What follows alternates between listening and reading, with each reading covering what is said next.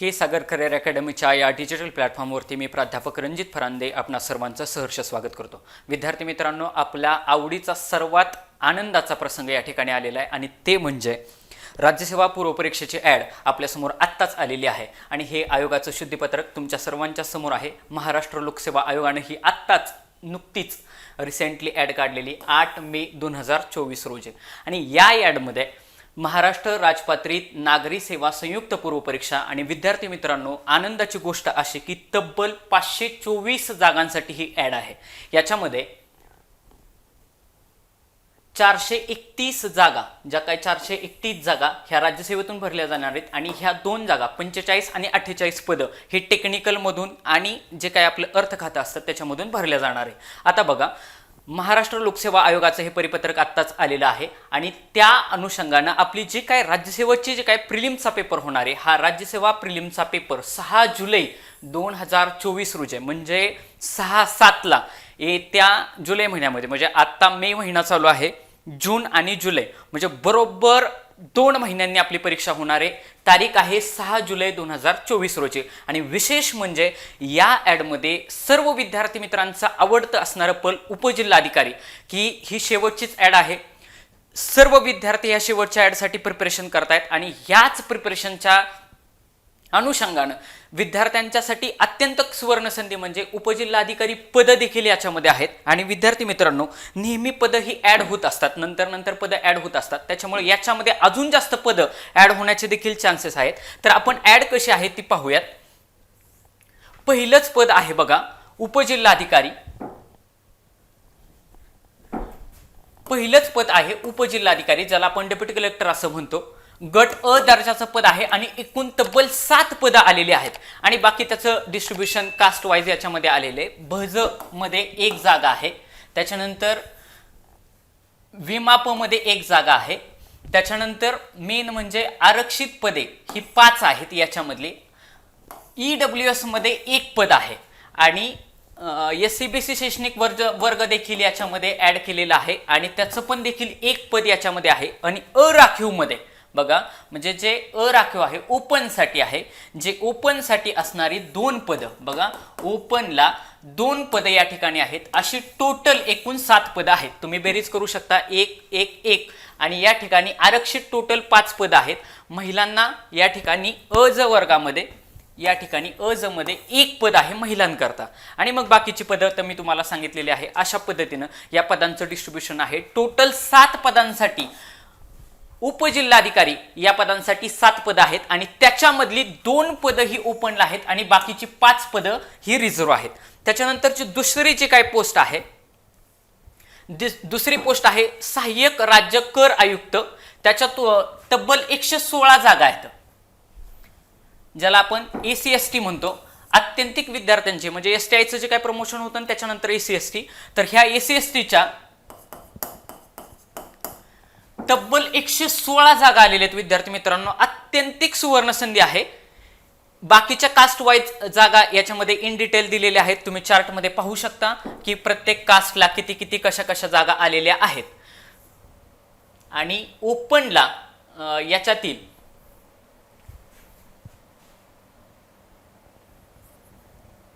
ओपनला याच्यातील 37 पदे आहेत, 37 म्हणजे जे काही SC ST ची 116 जागांची ॲड आहे, त्या 116 जागांमध्ये 37 पदं ही ओपनला आहेत आणि 116 जागा ह्या टोटल SC ST ला आहेत। पुढचं पद आहे गट विकास अधिकारी क्लास 1चं बघा, म्हणजे गट विकास अधिकारी हे गट अ आणि गट ब अशा दोन्ही दर्जांसाठी भरलं जातं। त्यातील गट विकास अधिकारी ज्याला आपण BDO असं म्हणतो, त्या BDO क्लास 1 BDO क्लास 1 ह्या BDO गट अ साठी एकूण 52 पदं आलेले आहेत आणि ह्या एकूण 52 पदांपैकी 13 पदे ही ओपनला आहेत आणि 52 पदे टोटल आहेत। बघा, 13 पदे ही ओपनला आहेत। हा जो काय आकडा आहे शेवटचा हा ओपनला आहे। बाकीचे कॅटेगरीज वाईज तुम्ही ह्याच्यावरून पाहू शकता, हे स्क्रीनशॉट तुम्ही घेऊ शकता।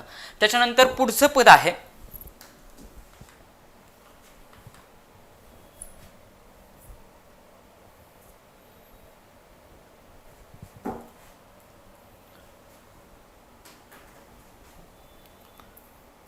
पुढे 4 नंबरचं पद आहे महाराष्ट्र संचालक महाराष्ट्र वित्त व लेखा गट अ.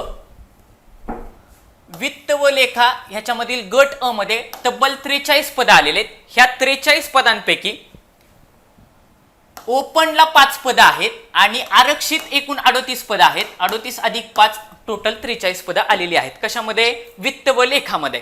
त्याच्यानंतर बाकीचे सर्वसाधारण महिला किती, खेळाडू किती हे तुम्ही इन डिटेल ह्याचा स्क्रीनशॉट घेऊन पाहू शकता.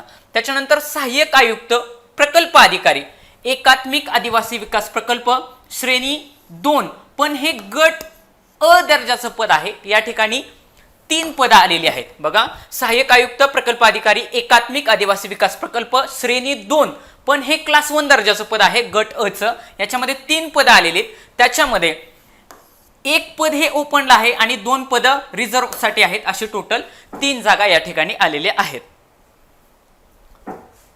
ही झाली 5. 6व्या नंबरचं पद आहे, बऱ्यापैकी विद्यार्थ्यांना हे सर्वच्या सर्व पदं माहिती आहेत. 6 नंबरचं पद आहे उद्योग उपसंचालक तांत्रिक गट अ दर्जाचं पद आहे.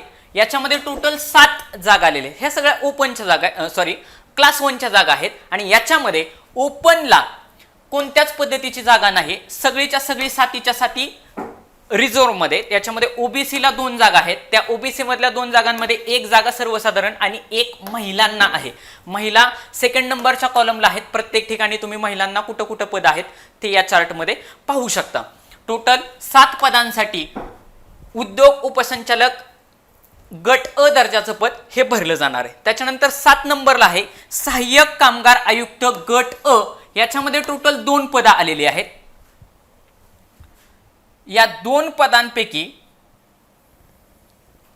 बघा, सहाय्यक कामगार आयुक्त गट अ एकूण 2 पदं आलेली आहेत आणि या 2 पदांपैकी ओपनला कोणतीच पदं नाहीत. दोन्हीच्या दोन्ही पदं ही आरक्षित साठी आहेत. आणि मग तुम्ही पाहू शकता आदुघ म्हणजे आर्थिक दुर्बल घटक म्हणजे ईडब्ल्यूएस.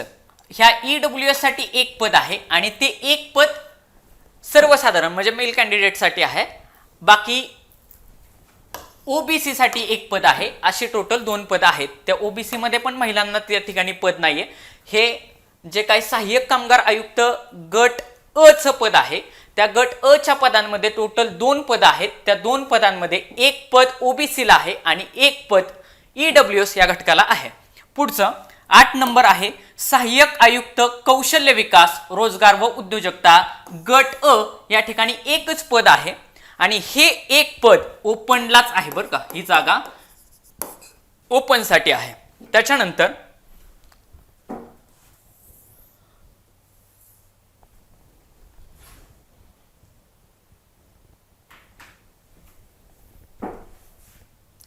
नऊ नंबरला आहे मंत्रालयीन विभागातील कक्षा अधिकारी गट ब. या 9 नंबरच्या पॉइंट पासून विद्यार्थी मित्रांनो क्लास 2 ची गॅझेटेड ही टोटली जे ऍड आहे ही गॅझेटेड पदांसाठी आहे. गॅझेटेड क्लास 1 आणि गॅझेटेड क्लास 2. तर ह्याच्या अगोदर जे काय 8 पॉइंट जे काय आहे वेगवेगळे 8 पद आहेत ती 8 पद ही क्लास 1 श्रेणीसाठी भरली जाणार आहेत आणि त्याच्या खाली 9 नंबर पासून ही क्लास 2 श्रेणीसाठी ही गॅझेटेड पदं भरली जाणार आहेत. आता ह्याच्यामध्ये बघा 9 नंबरचं मंत्रालयीन विभागातील कक्षा अधिकारी. मंत्रालयीन विभागातील कक्षा अधिकारी गट ब दर्जाचं पद आहे. याच्यामध्ये 19 पदे आलेली आहेत. ह्या 19 पदांपैकी अराखीव म्हणजे ओपनला टोटल 3 पदं आहेत आणि रिझर्व्ह साठी 16 पदे आहेत. असे टोटल 19 पदे आहेत. आणि मग बाकीचे तुम्ही कॅटेगरी वाईज किती आहेत काय आहेत ते पाहू शकता की ओबीसीला साधारणतः 3 पदं आहेत जनरल म्हणजे मेलला आणि 1 आहे ते वुमनला आहे. आणि बाकीचं ईडब्ल्यूएस मध्ये 1 पद आहे सर्वसाधारणला, 1 महिलाला आहे. आणि जे काही शैक्षणिक मागासवर्गीय आहे सामाजिक व शैक्षणिक मागास एससी बीसी कॅटेगरी ती पण ऍड होऊन याच्यामध्ये आलेली. याच्यामध्ये 2 पदं आहेत. एक जनरलला आहे आणि 1 महिला वर्गांसाठी आहे. त्याच्यानंतर पुढची 10 नंबरचं पद आहे सहाय्यक गट विकास अधिकारी. गट विकास अधिकारी आपण बघितलं श्रेणी 1चं म्हणजे जे क्लास 1 दर्जाचं होतं. गट अ दर्जाचं बीडीओचं पद बघितलं आणि त्याच्यानंतर गट विकास अधिकारी गट ब याच्यामध्ये 25 पदं आलेली आहेत. म्हणजे दोन्ही बीडीओ साठी खूप चांगली पदं आलेली आहेत. जो बीडीओ गट ब आहे ह्याची 25 पदं आलेली आहेत. त्याच्यापैकी ओपनसाठी 3 जागा आहेत आणि ज्या कॅटेगरी वाईज जागा आहेत त्या 22 आहेत. आणि मग तुम्ही या ठिकाणी पाहू शकता सर्वात जास्त जागा ह्या ओबीसी मध्ये आहेत, त्यातल्या 6 जनरल आहेत आणि 3 महिला वर्गाला आहेत. त्याच्यानंतर ईडब्ल्यूएस साठी 2 जागा आहेत याच्यामध्ये गट विकास अधिकारी ब दर्जाच्या ह्याच्यामध्ये, सर्वसाधारण गटाला 1 आणि महिलांसाठी 1. आणि हे जे काय आहे एससीबीसी जो कॅटेगरी आहे त्याच्यामध्ये 3 जागा टोटल आलेल्या आहेत, त्यातील 2 जागा सर्वसाधारण आहे आणि 1 महिलांसाठी आहे. अशा टोटल 25 पदांसाठी ही ऍड आहे. त्याच्यानंतर 11 नंबरचं सहाय्यक आयुक्त राज्य उत्पादन शुल्क गट ब दर्जाचं पद आहे. फक्त एकच ह्याच्यामध्ये पद आलेलं आहे आणि ते एकच पद ओपन साठी आहे. ओपन सर्वसाधारणसाठी एकच पद आलेले आहे. सहाय्यक आयुक्त राज्य उत्पादन शुल्क गट ब एकच पद आहे आणि एक जी जागा आहे ती ओपनलाच आहे. त्याच्यानंतर 12 नंबरचं पद आहे उप अधीक्षक राज्य उत्पादन शुल्क गट ब. उप अधीक्षक राज्य उत्पादन शुल्क गट ब याच्या टोटल 5 जागा आलेल्या आहेत. या 5 जागांमध्ये एकूण 5 जागा आहेत. ओपनला एक पण जागा नाहीये. ईडब्ल्यूएस ला 1 जागा आहे, एससीबीसी ला 1 जागा आहे, ओबीसी ला 2 जागा आहेत आणि ओबीसीतल्या ज्या काय 2 जागा आहेत त्यातली 1 सर्वसाधारण आहे आणि 1 महिला वर्गाला आहे. पुढं 13 नंबरचं, या 13 नंबरमध्ये कौशल्य विकास रोजगार व उद्योजकता मार्गदर्शन अधिकारी गट ब याची एकूण 7 पदे आलेली आहेत. ह्या 7 पदांपैकी ओपनला 3 जागा आहेत आणि रिझर्व्ह कॅटेगरीला 4 जागा आहेत. मग त्याचं विभाजन कसं आहे, ओबीसी मध्ये त्याच्यातल्या 2 जागा आहेत, 1 सर्वसाधारण 1 महिला आणि एससीबीसी साठी 1 जागा आहे, 1 सर्वसाधारण पदासाठीच आहे आणि ईडब्ल्यूएस ला 1च जागा आहे. आणि ज्या आरक्षित कॅटेगरीमध्ये आहेत म्हणजे टोटल जे काय रिझर्व्ह आहेत त्या 3 आणि 1 असं टोटल कॅल्क्युलेशन 7चं आहे.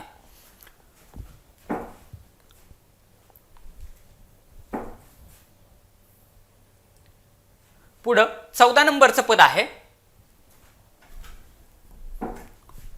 सरकारी कामगार अधिकारी गट ब. बघा बरीचशी नवीन पदं तुम्हाला ह्याच्यात या ठिकाणी पाहायला भेटतील.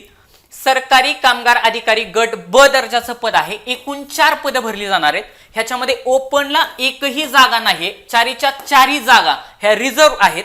त्याच्यामध्ये ईडब्ल्यूएस ला 2 जागा आहेत, 1 सर्वसाधारण आणि 1 महिला आणि ज्या उरलेल्या 2 जागा आहेत त्या अज वर्गासाठी सर्वसाधारण, अजाला आणि अजला अशा 1 जागा, अशा टोटल 4 जागा आहेत. त्याच्यानंतर 15 नंबरचं पद आहे सहाय्यक प्रकल्प अधिकारी, सांख्यिकी अधिकारी, प्रशासकीय अधिकारी, संशोधन अधिकारी, गृहप्रमुख, प्रबंधक गट ब दर्जाचं पद आहे. ही सर्व सेमच नावं आहेत. सहाय्यक प्रकल्प अधिकारी, सांख्यिकी अधिकारी, प्रशासकीय अधिकारी, संशोधन अधिकारी, गृहप्रमुख, प्रबंधक गट ब दर्जाचं पद आहे आणि याच्यामध्ये एकूण 4 पद आहेत. ह्या एकूण 4 मध्ये असलेला ओपनला एकही जागा नाही. 4च्या 4 पद ही रिझर्व्ह आहेत.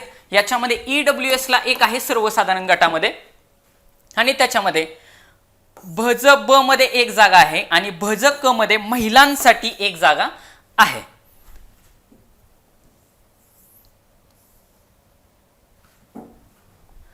त्याच्यानंतर 16 नंबरचं पद आहे. 16 नंबरचं पद आहे उद्योग अधिकारी तांत्रिक गट ब दर्जाचं. आपण उद्योग अधिकारी तिकडे पण बघितलं गट अ दर्जाचं, तसंच उद्योग अधिकारी गट ब दर्जाचं देखील पद आहे. याच्यामध्ये टोटल 7 पदं आलेली आहेत. त्याच्यामधली ओपनला 4 पदं आहेत आणि 3 पदं ही रिझर्व्ह आहेत. मग 3 पदं रिझर्व्ह कोणाला आहेत, ईडब्ल्यूएस ला 1 आहे, एससीबीसी ला 1च आहे सर्वसाधारण आणि राहिलेलं 1 पद विजा अ मध्ये आहे 1 आणि ओपनचे 4 असे टोटल 7 पदांसाठी ही ऍड आहे. त्याच्यानंतर 17 नंबरचं पद आहे सहाय्यक प्रकल्प अधिकारी शिक्षण आदिवासी विकास आयुक्तालय गट ब. एकूण 52 पदे आहेत. बघा सगळ्यात जास्त पदं या ठिकाणी तुम्हाला पाहायला भेटतील. सहाय्यक प्रकल्प अधिकारी शिक्षण आदिवासी विकास आयुक्तालय गट ब एकूण 52 पदे. मग ह्या एकूण 52 पदांमध्ये 15 ज्या जागा आहेत ह्या ओपनसाठी आहेत बरं का. 15 जागा ओपनला आहेत आणि 37 जागा ह्या रिझर्व्ह मध्ये आहेत. आणि तुम्ही पाहू शकता की रिझर्व्हला कुठं जागा आहेत. म्हणजे आता ओबीसीचं जर या ठिकाणी पाहिलं तर साधारणतः 6 जागा ह्या मेल कॅन्डिडेटला आहेत, 3 जागा ह्या महिलांसाठी आहेत आणि 1 जागा या ठिकाणी खेळाडूंसाठी आहे. आणि ईडब्ल्यूएचचा विचार केला तर टोटल 5 पदं आहेत, त्यातील 3 सर्वसाधारणसाठी आहेत आणि 2 पदं ही महिलांसाठी आहेत. सेम एससीबीसीचा 3 पदं सर्वसाधारण गटाला आहेत आणि 2 पदं ही महिलांसाठी आहेत. आणि विमाप्र 1 जागा आहे आणि बाकी सगळ्या कॅटेगरीला एक जागा आहे. याच्यामध्ये अजामध्ये 4 जागा आहेत, 2 जागा महिलांना आहेत, 1 जागा खेळाडूंना आहे. अशा पद्धतीनं इन डिटेल 17 पदापर्यंत आपण आलेलो आहोत. त्याच्यानंतर 18 नंबरचं पद आहे, हे पण गट ब दर्जाचं पद आहे, निरीक्षण अधिकारी पुरवठा. बघा, निरीक्षण अधिकारी पुरवठा क्लास 2 दर्जाचं पद आहे. एकूण 76 पदं भरली जाणार आहेत. अत्यंत चांगलं पद आहे. निरीक्षण अधिकारी पुरवठा वर्गामधले गट ब चे एकूण 76 पद आहेत. ह्या 76 पदांपैकी ओपनला 20 पदं आहेत. बघा, ओपनला पद सांगण्याच्या पाठीमागचं कारण काय की बाबा ती पदं सर्वांसाठी खुली राहतात, म्हणून ह्या 76 मधून जर 20 वजा झाले, 20 ओपनला आहेत, त्यातल्या 56 जागा ह्या रिझर्व्हसाठी आहेत. बघा, 56 जागा ह्या रिझर्व्हसाठी आहेत. आणि मग बाकीच्या सर्व जागांसाठी म्हणजे ओबीसी, ईडब्ल्यूएस वगैरे तुम्ही पाहू शकता या ठिकाणी किती किती जागा दिलेल्या आहेत. त्या पद्धतीनं सगळे ह्याच्यामध्ये ह्या चार्टमध्ये डिस्ट्रीब्युशन दिलेलं आहे. अशा पद्धतीनं 18 पदं तर आपली झालेली आहेत. 18 पदांच्या नंतर जो काय आपला टेक्निकलचा पार्ट असतो, फॉरेस्टसाठी 2 नंबरच्या ह्याच्यामध्ये म्हणजे जे पहिलं तुम्हाला सांगितलं की साधारणतः 434 का काहीतरी आकडा सांगितला, तर त्याच्यामध्ये त्या पहिल्या जागा झाल्या आणि राहिलेल्या जे काय 45 आणि 48 पदांसाठी, हे 48 पदांसाठी 1 आणि 45 पदांसाठी 1 असं वन विभाग, महसूल व वन विभाग यांच्या अंदर वनसेवा परीक्षा घेतल्या जाणार आहेत. फॉरेस्टसाठी महाराष्ट्र वनसेवा परीक्षा, ह्याच्यामध्ये 2 पदं आहेत. याच्यामध्ये 2 पदं दिलेले आहेत. सहाय्यक वन संरक्षण गट अ दर्जाचं पद आहे आणि टोटल 32 पदे आहेत. याच्यामध्ये सहाय्यक वन संरक्षण गट अ एकूण 32 पदे आहेत. याच्यामध्ये ओबीसीला टोटल 11 पदे आहेत. त्याच्यामध्ये 7 सर्वसाधारण आहेत, 3 महिला आहेत आणि 1 खेळाडूसाठी आहे. त्याच्यानंतर ओपनसाठी टोटल 7 पदं आहेत. त्याच्यातील 4 पदं ही सर्वसाधारण आहेत, 2 महिलांना आहेत आणि 1 खेळाडूला आहे. अशी टोटल 32 पदांची ही क्लास 1 साठी वनसेवेची ऍड आहे, म्हणजे फॉरेस्टसाठी. बघा, आणि फॉरेस्टसाठी वन क्षेत्रपाळ म्हणून गट ब दर्जाचं पद आहे. वन क्षेत्रपाळ गट ब याच्यामध्ये 16 पदे आहेत. या 16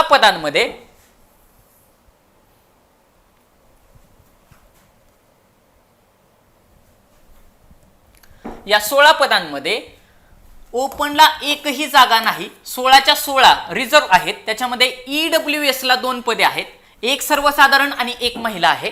त्याच्यानंतर ओबीसीला 3 पदे आहेत, त्याच्यामध्ये 2 ही सर्वसाधारण आणि 1 महिला वर्गाला आहे. भज मध्ये 1 पद आहे, अज मध्ये 3 आणि 1 असं आहे आणि अजा मध्ये 3 आणि 1 आहे. तुम्ही पाहू शकता ह्याच्यामध्ये इन डिटेल तुम्हाला ज्यांना ऍड पाहिजे ते इन डिटेल पीडीएफ स्वरूपामध्ये पण अवेलेबल आहेत. म्हणजेच अत्यंत चांगली अशी ऍड, एकदम सुरुवातीलाच राज्यसेवेची ऍड ही जवळपास 500च्या घरात जाणं, म्हणजे येतानाच राज्यसेवेची ऍड ही मुळात काहीतरी 100, 150, 200 अशा पदांमध्ये येते. ही येतानाच साधारणतः 550च्या घरात गेलेले, त्यामुळे अत्यंत सुवर्ण संधी अशी विद्यार्थी मित्रांसाठी असणार आहे.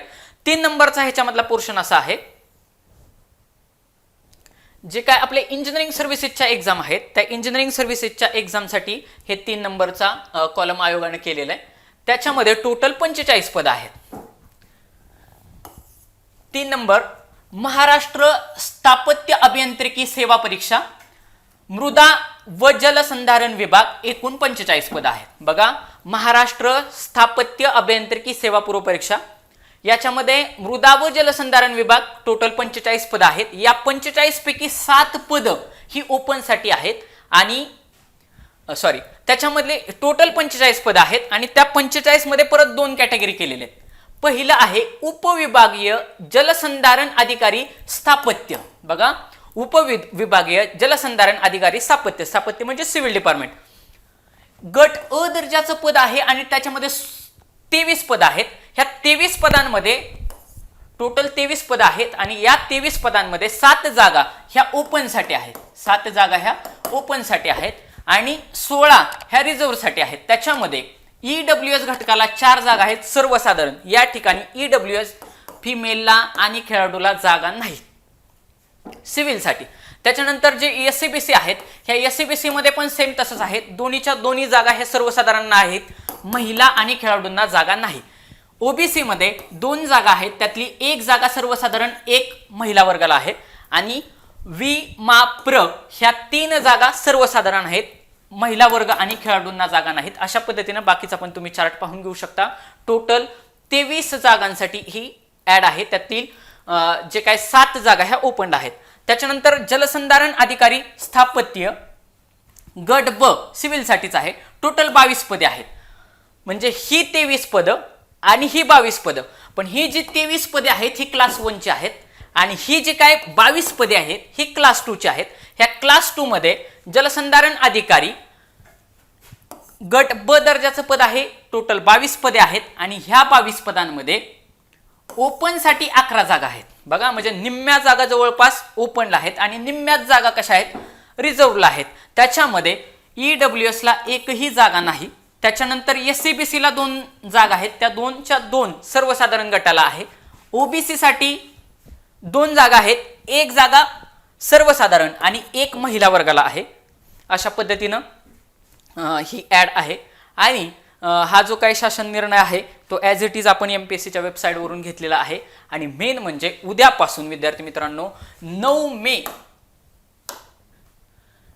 मे 2024 रोजी आपण हा फॉर्म भरायला अर्ज सादर करण्याचा कालावधी कधी आहे, तर उद्यापासून. आज 8 मे आहे आणि उद्यापासून तुम्ही अर्ज भरू शकता आणि लास्ट डे आहे 24 मे. बघा, 24 मे रोजी तुम्ही रात्री 12 वाजेपर्यंत हे फॉर्म भरू शकता. ज्यांनी ऑनलाईन शुल्क केले हे 24 मे पर्यंतच भरायचं आहे आणि ज्यांनी चलनाद्वारे भरायचं आहे ते 26 मे पर्यंत 2 डेज एक्स्ट्रा असतात.